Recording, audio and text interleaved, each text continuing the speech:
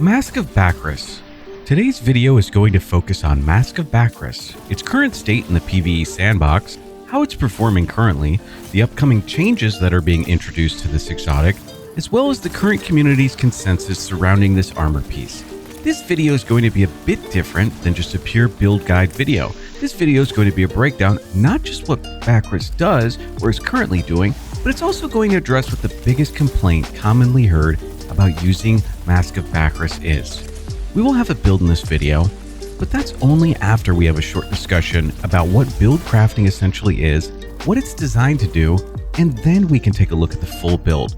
Once we've gone over all of the data, comparing it to its current state and its future state, and how to build for its shortcomings, or pain points that keeps players from having interest in using this exotic over other options. So for today's video, let's do a massive breakdown on Mask of Bakris. Let's dive in. So what is Mask of Bakris? Mask of Bakris is an exotic hunter helmet with the perk Light Shift. Light Shift replaces your Stasis subclass dodge ability with a longer range, faster moving shift that partially cloaks you during use. Now, after activating this shift, you'll also gain the benefit of increased damage with arc weapons to combatants who are frozen or slowed. Let's look at the actual data that we have available to provide a better breakdown of what Light Shift provides as an intrinsic exotic armor trait. When you dodge, you'll Light Shift. Light Shift will replace the marksman or gambler's dodge and instead shift you 10 meters in the input direction you're holding. As soon as you Light Shift, you'll see this buff in your HUD. It will last for 10 seconds. Now, important to note, you will not gain any class ability for the 10-second duration the buff is active. This is one of the major pain points of this exotic in the community currently, because dodge is a fast class ability, typically, and locking its recharge rate up for 10 seconds can feel, to some, like an eternity. Now, Mask of Bakris can easily provide a 20% damage buff for 10 seconds, which is currently stackable with our surge mods that are available in our builds. Another strength of Bakris, or should I say using Bakris, is being able to take advantage of the many potent and powerful special and heavy arc weapons we have in the sandbox currently. Weapons such as Cloud Strike, Fourth Horseman, Hothead, Anarchy, Wendigo, Delicate Tomb, and Grand Overture, just to name a few. Bakris also provides a valuable escape mechanism from dangerous situations. It's not typically used defensively, it's typically used offensively in PvE and in PvP to close distance, but it can be used to elude dangerous situations and reposition to cover as a last resort over using it offensively. However, one of the strengths of Bakris is that when Light Shift is active, for 10 seconds you're gaining 10% increased damage on arc weapons, heavy, special, primary, whatever it may be, and another 10% damage bonus to any enemy who is slowed or frozen. These do stack upon each other additively, so it could provide a total of a 20% damage bonus for arc weapons on any slowed or frozen combatant. So, we've covered the strengths that we believe are what make it a good choice as an exotic to pair with the Stasis subclass. But we also have to objectively look at and examine its weaknesses or shortcomings, which we did. The biggest concern is that after activating that perk, you're locked out of regenerating that class ability energy passively or actively, which we'll discuss active class regeneration here shortly, while the Light Shift buff is active. If we pair this first point in combination with the subsequent class ability nerfs that Bungie has made towards the Hunter dodge cooldown, players who push for max resilience and discipline over mobility on the Hunter subclass, in conjunction with that nerf, then we end up in a situation where this exotic can feel punishing to those who convert that unique dodge into Light Shift. So last but not least, we have the notion as well in the community that the 10-second buff is too short of a duration compared to surge mods. Surge mods can last longer without much investment cost and without the penalty of the class ability recharge lockout.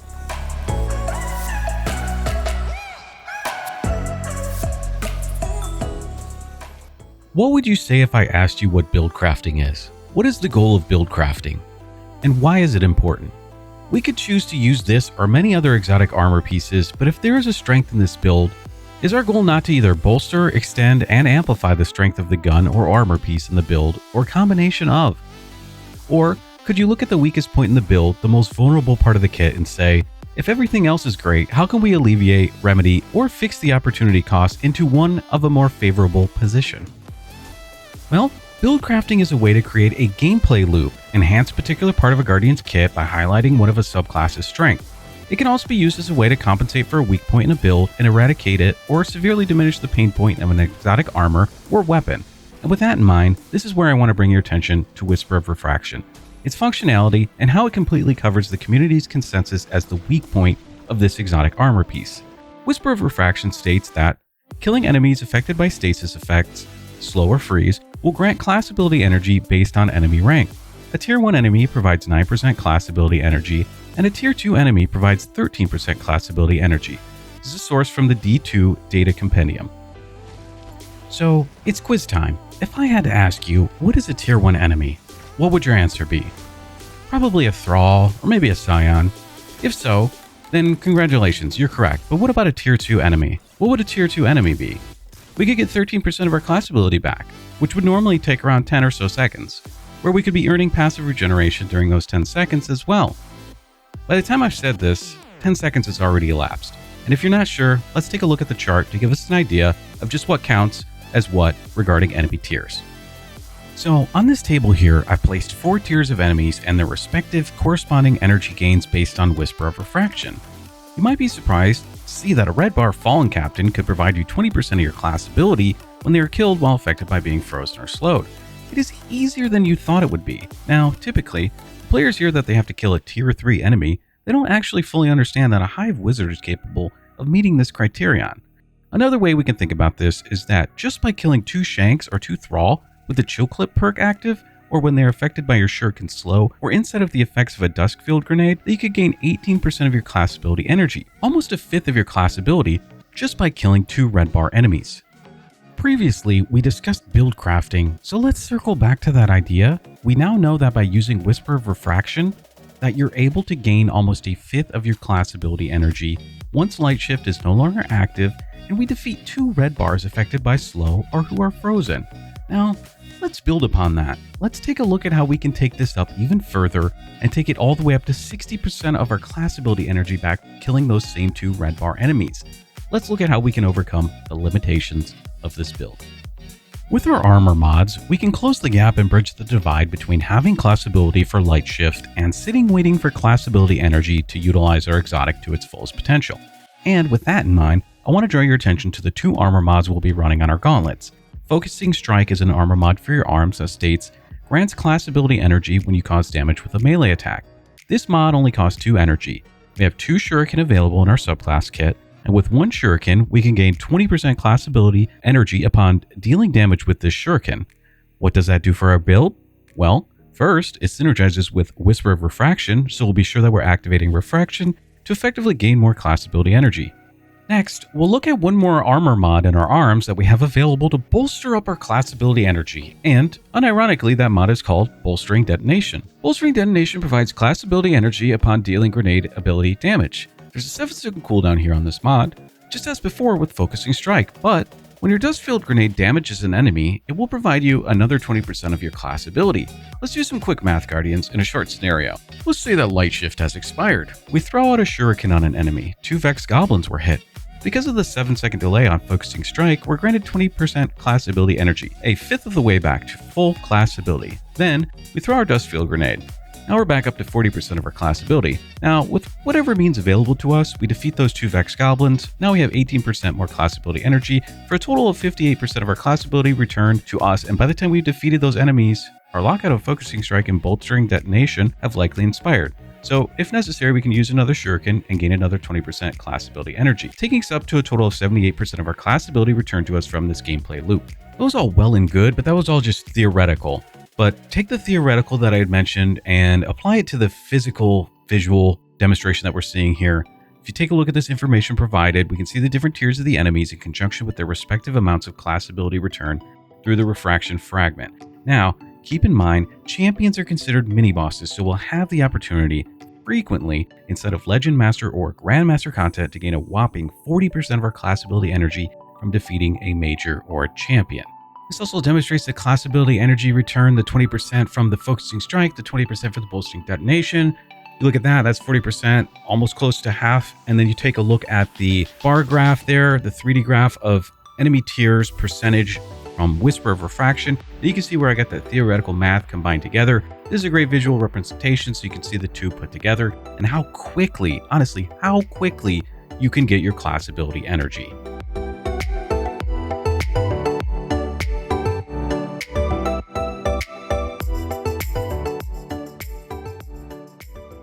Additionally, there is one other thing that a portion of the community is not particularly keen on, and that is the way that Stasis effect act as an amplification for damage on special and heavy weapons. Any slow or freeze effect on an enemy combatant will allow for special and heavy ammo weapons to deal additional damage. Stasis affected targets from the Stasis verb slow or freeze will grant you an additional 5% damage bonus on special and heavy weapons. We mention this now as a means to preface the information we'll be diving into and discussing in the next section of the video.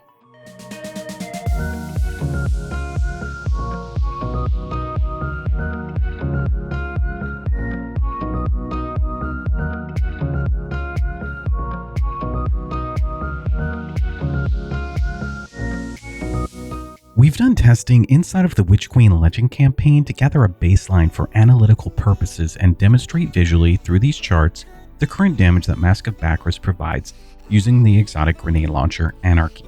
Now, to understand this, we'll have to understand that baseline Anarchy damages when you apply 2 shots, 2 grenades, and attach them to a target. One could be on the ground, one can be on the target, as long as the target doesn't roam out of the range of the one attached to that surface. Now, we can take a look at the footage here of each damage test, one with just 2 grenades attached, one with 2 grenades and then a slow effect to get that 5% stasis amplification to our heavy weapon, another test with just the bonus damage, 10%, from light shift to our arc weapon. Then we can take a look at the full benefits of the exotic with light shift and slow to stack the bonus to a maximum from the exotic to 20%, and then gain the 5% amplification from stasis on the heavy weapon. And last but not least, triple surges with the light shift and the slow for a 25% bonus from light shift slow combination, and then a 22% bonus from triple surges combining for a total of 47% damage bonus. Now, we also want to do this for majors as well because of the way that Anarchy was changed upon the release of Season 15, where it received a 30% penalty when used against boss targets. Mini bosses and champions aren't affected by that change, so that is why we have 2 different sets of data to compare and contrast. Looking at the data, we can see here that the maximum with surges for damage instance of Anarchy on a boss target is just shy of 8,000 damage. Now, for majors, we'll see a drastically different amount with it topping 10,000 damage per damage instance of Anarchy. But with the release of the news this week, let's cover the upcoming changes that will be coming to Mask of Bakris with Season of the Deep.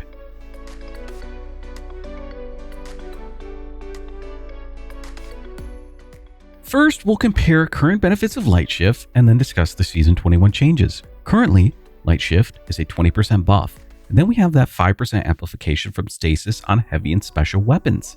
In Season 21, Bungie is looking to change Bakris to use a Tier 4 non-stacking damage bonus. It states in the Exotic Armor Tuning preview that it will change to a 25% damage bonus. Now that's vague though. Is that just one part of it being 25%? Is that both parts of it 25% to combine with the Stasis amplification? We have no idea yet. Maybe one part's 25%, one part stays 10%. Well, we need more information. Please, Bungie.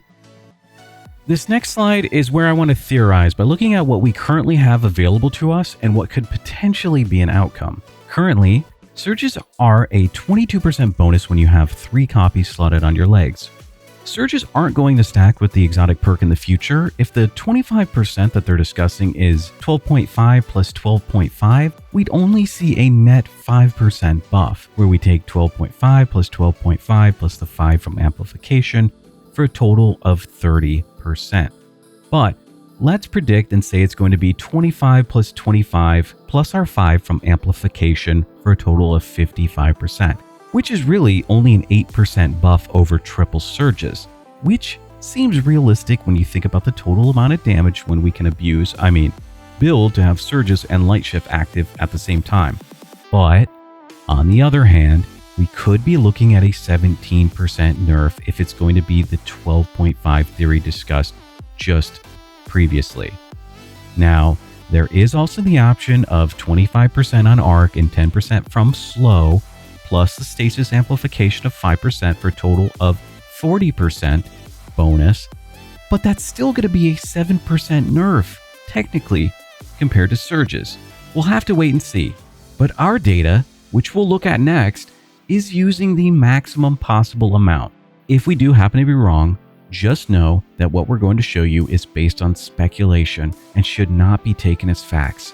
We're not trying to sell this as hype or market this change as some form of clickbait. It's merely looking at the biggest potential factor for improvement in this exotic, as it is not a commonly used exotic, partially due to the class ability lockout, but because of the community's value perception on its utility and perks. With all of that being said, let's dive into the Season 21 projected damage numbers. By removing triple surges from the data equations, we'll see just 4 types of benchmarks.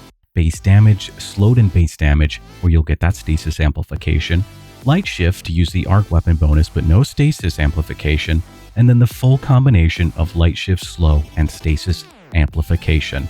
On bosses, we're sitting above 8,000 damage per instance from the 2 Anarchy bolts, and with majors and champions, we're comfortably sitting back above that 10,000 mark. And all of this is without having to worry about the timing of surges or collecting the orbs to gain those benefits. Now we'll look at the data and how it compares from season to season. It's easy to see that this would be a net buff overall, if the changes pan out the way that we expect them to pan out. And last, we'll look at the alternative data that selectively compares max surges in Season 20 with the projected maximum possible buff on Bakris in Season 21. It would provide a baseline increase, which would provide value to the exotic right now, even with surge stacking compared to no surge stacking in Season 21. But why use Bakris? This is commonly a question many people might ask, either themselves or from others in the community, their clan, their LFG, or their raid team. Well, let's think about this holistically and compare 3 alternative options that you might typically see a player use with Stasis. First, Aeon Swifts. It's a great exotic, but no passive or neutral game benefit. It's really only valuable when you coordinate with a fire team and it relies on utilizing specific heavy weapons, and more likely to be valuable in only one specific domain of content, like Nightfalls, or maybe even Master Raids. But if you're lacking on a debuff such as a tether or tractor cannon, you might actually see yourself on an entirely different subclass altogether. Second is Frosties. A great exotic, but it seems more value between the engagements rather than during the actual engagements. You often wouldn't have time to sprint and maintain full combat awareness of enemies around you, and then you're sprinting and you're not contributing to the fire team's success at that point. It's great to see your abilities all fully refunded between combat sections of a Nightfall, but the value is not in the fights, it's between those engagements. And then lastly, we have Renewal Grasps.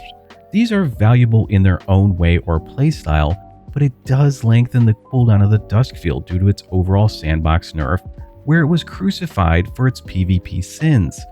It does provide protection for teammates inside the Duskfield, and provides solid damage reduction when applied on powerful combatants. But it's a defensive use rather than an offensive use. So, there is a few other niche options, Lucky Pants, and Lucky Pants is always valuable when you build into its strengths, and it's subclass neutral as well, which is fantastic. One of the best all-around strong PvE hunter exotics. But what other offensive, aside from Star Eaters, exotics do we have when we already have a fast regenerating super and the super doesn't provide strong burst damage, it's damage over time? Well, that's where Bakris comes into the forefront. It's offensive, it's going to allow for burst on bosses and majors, shifting can be used defensively when needed, and it's strong enough of a damage bonus to warrant its use case. And without needing surges, it becomes easier to use and more accessible as a result.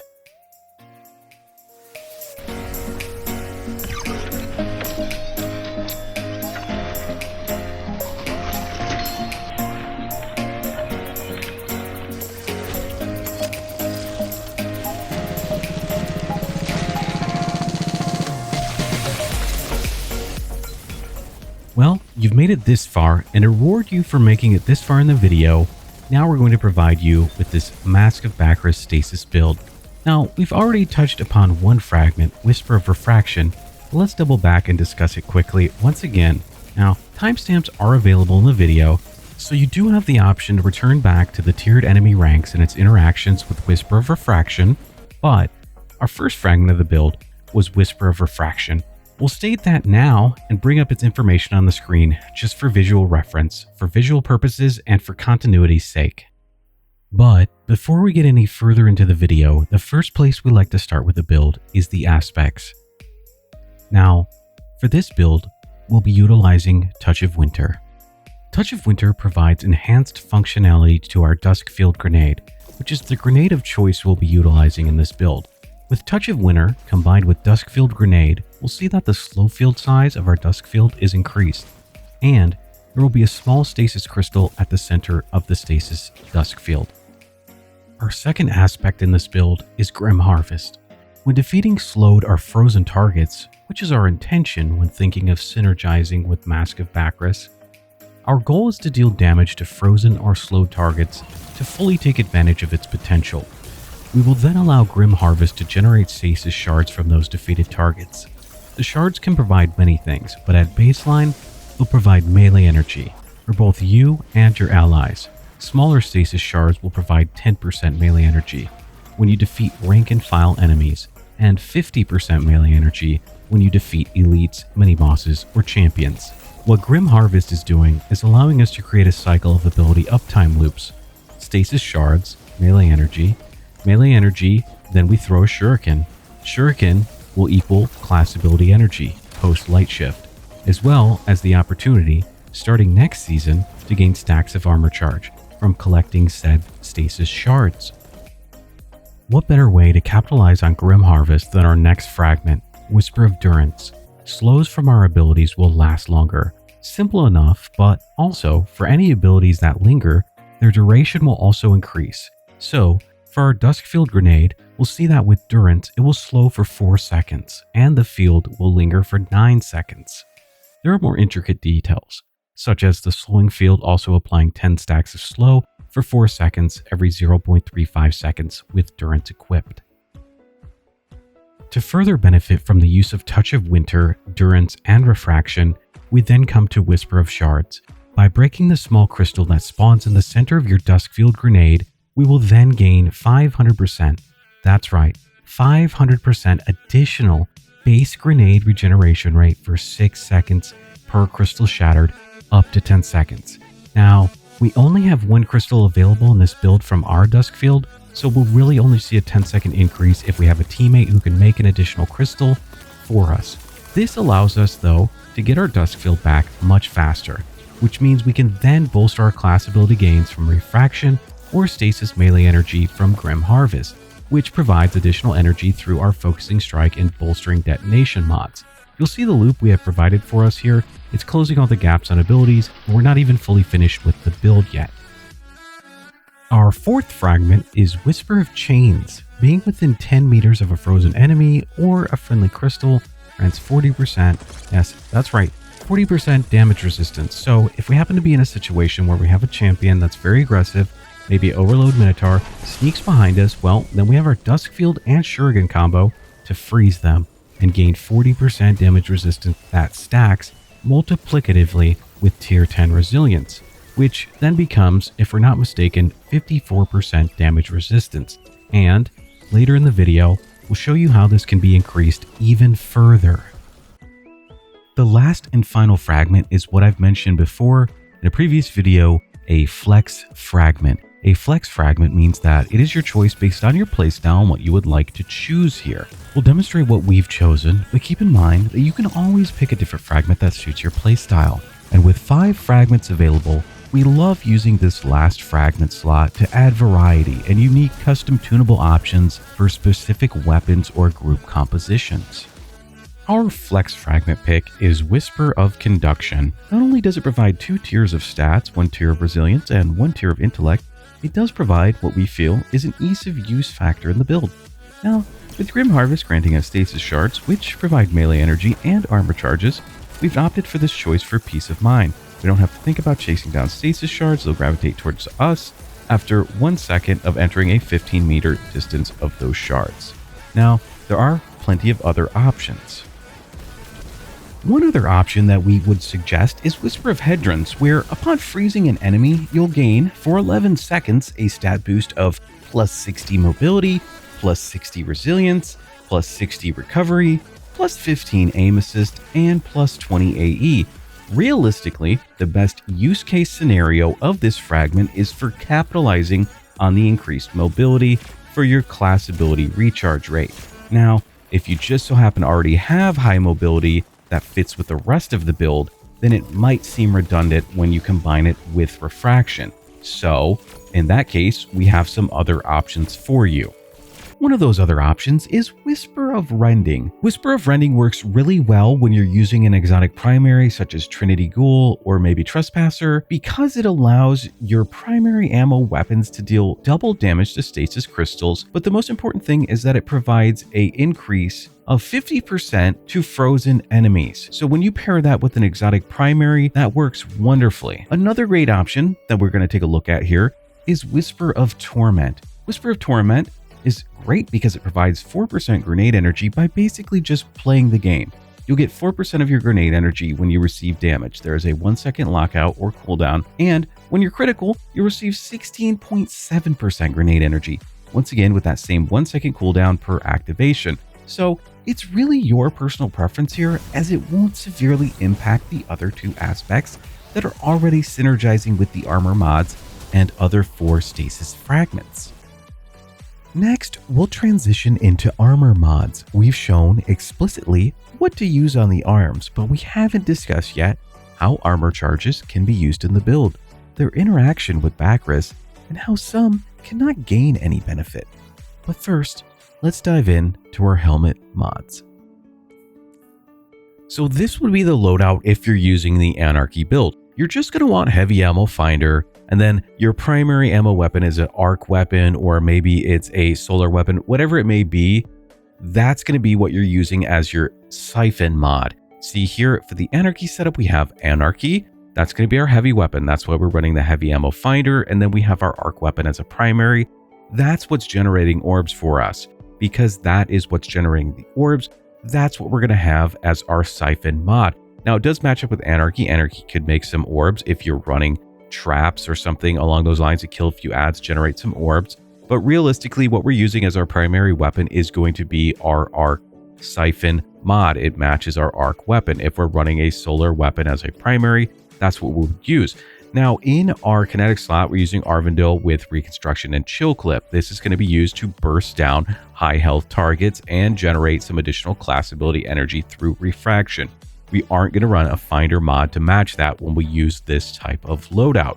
So that's the choice that we have for that build.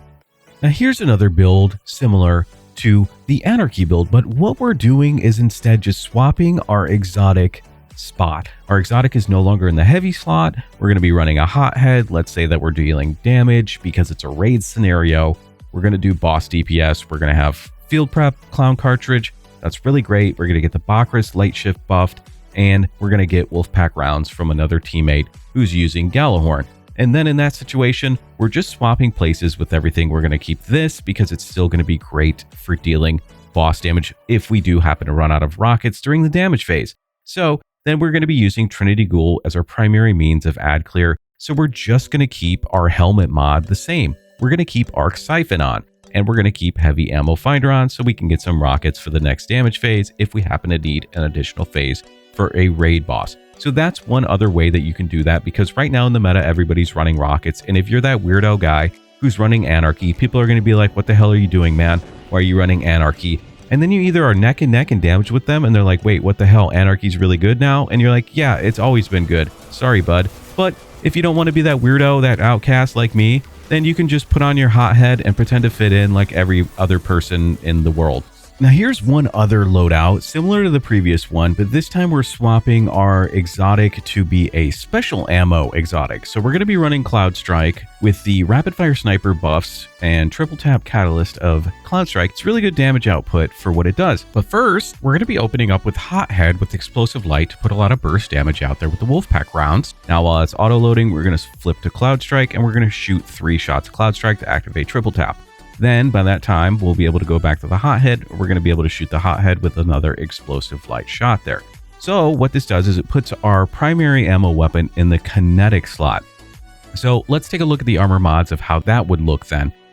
So we're going to need heavy ammo. And we're also going to need special ammo. Those are both very important in the build to make sure that we have ammo for boss major targets. Then what we're going to have to do is we're going to have to fit in Kinetic Siphon here so we can generate some orbs, because we're going to need orbs for explosive light. So what we do here is we're going to sacrifice a little bit of recovery, which is fine. And then we're going to have the heavy ammo finder, the special ammo finder, and the Kinetic Siphon to generate those orbs. Now you are going to get some orbs from a Well of Radiance or a bubble, but what we're going to do is just look at what stat that maybe we could throw in a 1 or 2 point armor mod in to be able to hit another tier. I was actually at 35 strength, so I threw on a 1 energy cost plus 5 strength mod, and now I'm at 40 strength. So they're getting some value there out of that mod socket. So this is what it would look like essentially if we're running this sort of setup here for boss DPS. Now, one of the important things with the weapon setup that we have here, an anti-barrier pulse, or whatever happens to be anti-barrier for the season, now we have an effective way to deal with anti-barrier champions. We also have our Dusk Field, which is good for helping deal with barrier champions putting up their barrier, but we've got the Arvindil, and the Arvindil is going to be able to freeze, and then the shatter damage after you damage a frozen unstoppable will stun the unstoppable champion. So we have a guaranteed way to deal with 2 out of the 3 champion types. We have a somewhat reasonable way to deal with overloads, but in Grandmaster that can sometimes be a little bit tricky, because if they happen to break out of their stun and they are not dead, you may not have a Dusk Field, you may not have a Shuriken, you may not have any ammo for Arvindil. So it's not a guarantee that you're able to deal with that champion, but if you just quickly flex and swap to a bow, now you have Unstoppable right here with Arvindil, or a Riptide with Chill Clip. Then you have a bow for overload champions. So you're able to kind of swap depending on what you're doing here, and you'd be able to deal with multiple different factions, dual champion types, depending on what you're running. It's really flexible for when you're fighting champions in Nightfalls. This build can be swapped around with different aspects. That is what makes Stasis very valuable. Next up, let's circle back to our ARM mods. Now, we did discuss this earlier in the build guide video section where we were going over Buildcrafting, but we're going to talk about Bolstering Detonation. This mod is insane. We can get 20% of our class ability back, and the way that it interacts with Duskfield, because of Whisper of Durance, Duskfield can last up to 9 seconds, meaning that we can have a Duskfield that beats out the 7-second cooldown on Bolstering Detonation, meaning we can get 40% of our class ability energy back. Let's take a look at an example. This is insane, and I don't take this lightly because I never really use that word, but look, we threw the Dusk Field and we got the initial 20% off of it. And you're going to see right there at the end that we got another 20% because the length of Durance, we're beating out that 7-second cooldown, so we're getting 2 instances of it. So now, knowing that we can get 40% off of just Bolstering Detonation, we take a look at Focusing Strike, and we know that we can get another 20% by causing damage with a melee attack. In our subclass kit for Stasis Hunter, we have 2 Shurikens. There is that 7-second lockout, but we can throw 1 Shuriken, wait 7 seconds, throw another Shuriken, and now we have 40% energy off of Focusing Strike. And our Duskfield will do its own thing with Bolstering Detonation to provide another 40%. For a combined total of 80% class ability energy. Now, the next mod that pairs so well with the Grim Harvest because of the Stasis Shards generating melee energy, and because we have 2 Shurikens, we're going to go with Heavy Handed. We're going to see a slight buff to the Shuriken where the tracking strength is going to be increased by 12.5% when we cross into next season. So this is my choice because it generates orbs of power, which is very valuable for the next mod that we're going to talk about on our chess piece. All right, we're getting to something juicy here. Now, I'm typically one to always run Concussive Dampener. This is a flat 15% damage resistance to area of effect incoming damage that goes along with resilience. Then, I like to run Arc Reserves because I'm running Anarchy and it was mainly nerfed on its reserves and to the boss damage. So we can compensate for the nerf that it had to its reserves by running this Arc Reserve. Now, it does really only give 2 extra grenades, but that is still enough to help because 2 is enough to put a good amount of damage onto a champion or a boss. Then, trust me here on this one, many of you have watched my builds before, and we haven't used this mod before, but trust us, if you've trusted our builds before and you've trusted what we've come up with and they've worked well for you, trust this one as well. We're going to be scaling 3 types of damage resistance. We're going to have Concussive Dampener for when we're in up close on a barrier or maybe a Minotaur or a Knight or something like that. Then we have the damage resistance from Whisper of Chains, and then this one, Emergency Reinforcement, which is just like the nerfed version of Protective Light that we had before this new mod system was introduced. So this is going to give a flat 10% damage reduction when your shields become broken. So when you get into red health, then this is going to proc and you're going to get another 10% damage resistance for 6 seconds, I believe, when you have 3 or more stacks of armor charge. Now this is really good because when you're in an instance where you're the last living member of your fire team, but you do have some armor charges, this can proc and be the difference between life or death for your fire team in that nightfall. So it's pretty cool that you can have this and you can scale it on top of the Stasis damage resistance from Whisper of Chains, Concussive Dampener, Tier 10 Resilience, and Emergency Reinforcement. So there's no reason not to run it because we don't really need Grenade Kickstart because we have Whisper of Shards, and we don't really need Melee Kickstart because we have Grim Harvest with Stasis Shards.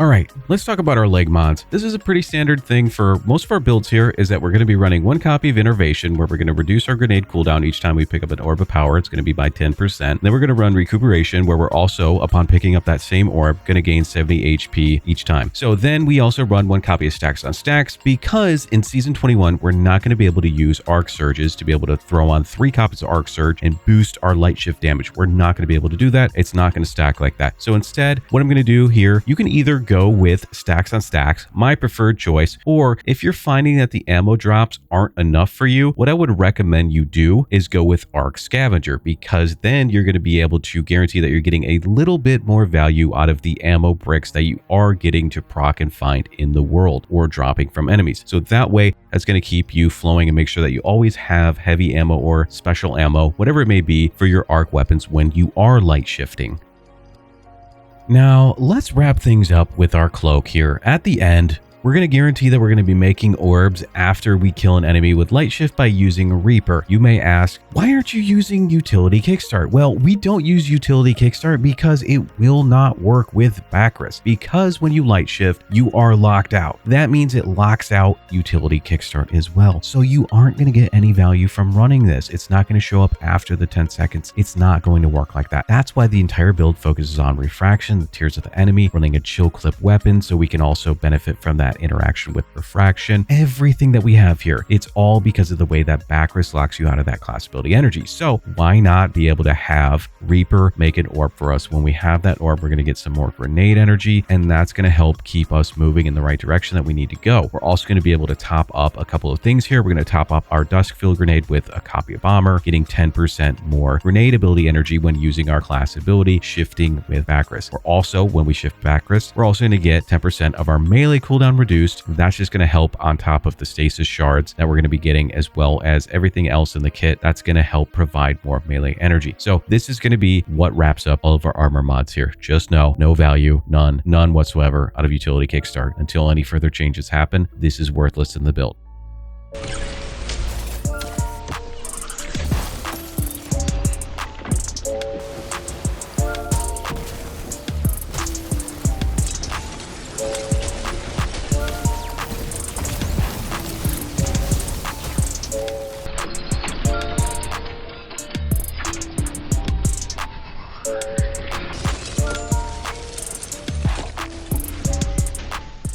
Throughout this video, we've meticulously dissected the mechanics, the hidden synergies, and revealed the intricate details that shape the Mask of Bakris. From pulse rifles to rocket launchers, we've uncovered the hidden secrets and synergies that can turn the tide of any engagement. Hope you found something useful in this video. Thank you all for watching. Peace.